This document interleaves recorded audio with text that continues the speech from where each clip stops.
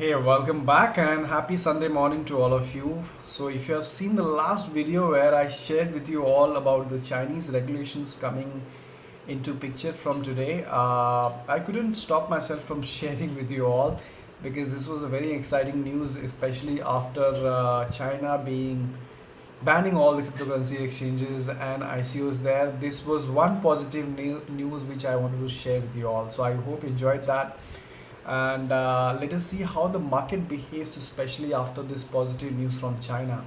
I do expect a bull market after this, but let's see. We will have a look at this coinmarket.com anyway right now, and we will talk about two ICOs being reported as scam by ACC. ICOs is something that you really need to be careful. I mean, there are too many ICOs, and 99% of the ICOs are definitely a scam. And that is when somebody asked me that, what about this coin, what about that coin? you know I mean, how many coins can you look at? There are too many of them, and there is at least each one coming out every day. So it becomes very difficult, and that is the reason I try to keep it for the top 10 or top 20, uh, which actually makes sense and which have a good market cap. We'll talk about that, and then we'll also talk about Bitcoinization. It's a new term, Bitcoinization, which is happening in Venezuela. So let's start with the coin market cap first. So the Bitcoin is about 4,300 US dollar this morning. It has grown by $100 at least, and I'm sure it'll grow more after this news, Chinese news. The Ethereum is at $298, just $2 short of 300. You have Ripple at 19 cents. You have Bitcoin Cash at 427. You have Litecoin at 54 US dollar. You have Dash at 324, and you have Neo at 32. So there are few cryptocurrencies which have gone up by like 1%, 2%, 3%, but there are at the same time there are a few which are in minus as well. For example, Zcash and Waves and Stratis and Steam, so things like that. Uh, yeah, but let's see how it behaves from now on after this Chinese news. So that would be interesting to see. Let's look into this Bitcoinization term.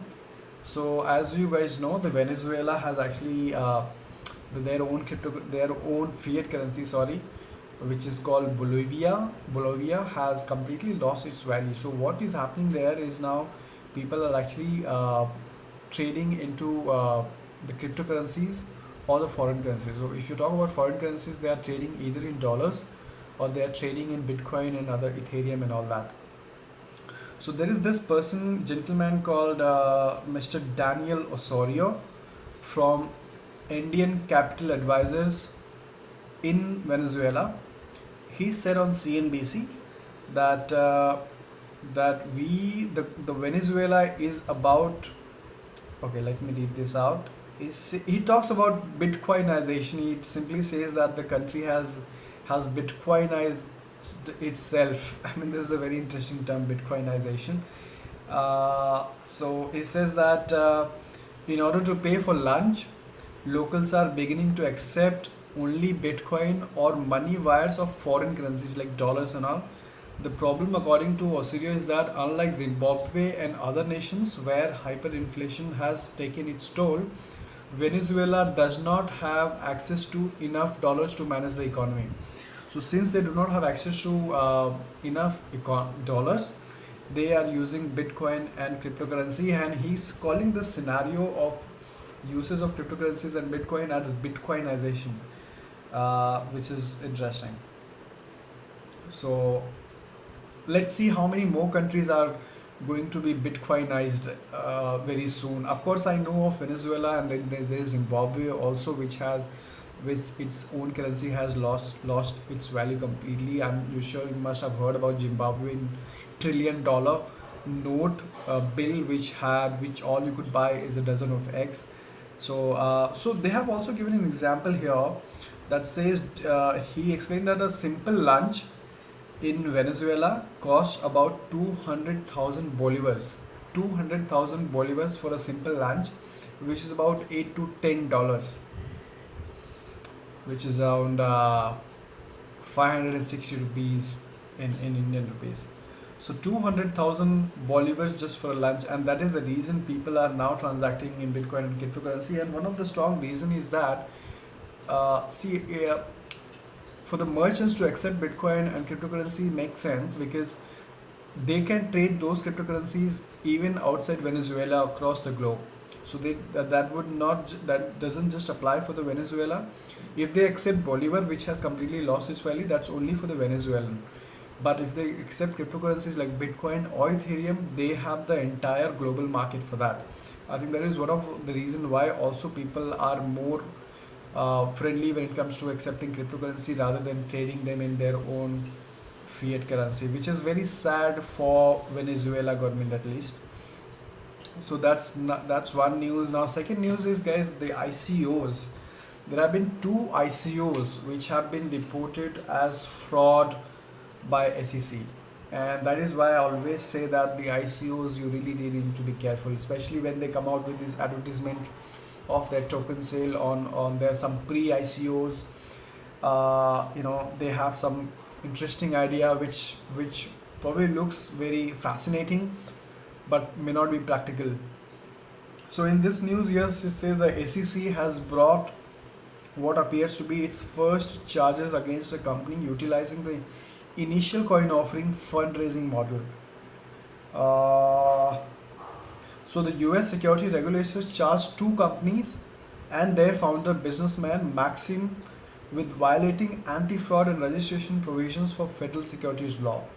So it appears that this guy was actually raising funds in the name of ICOs, and the ICOs were based out for real estate and jewelry. Okay, so it says that the investors with discount for products, but the company did not invest in diamonds or have any business operations. So these ICOs turn to be into real estate sector and the jewelry sector, but the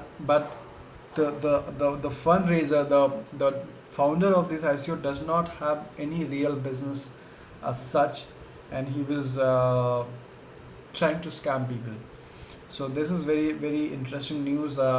So this is what I say about whenever you're taking participation in ICOs, you really need to be careful. The best investments that you can make is into Ethereum and Bitcoin. As per that's what I think.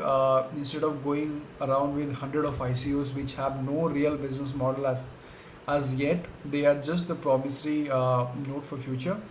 Yes, of course, if you're getting involved into pump and dump, like if you have a short-term vision, like you're buying it right now and then probably you are looking to sell off in 3 months and 6 months, that's okay. But again, you got to identify the ICOs right and which are genuine, and because there are too many ICOs scams happening these days. So there is something that you need to be really really careful.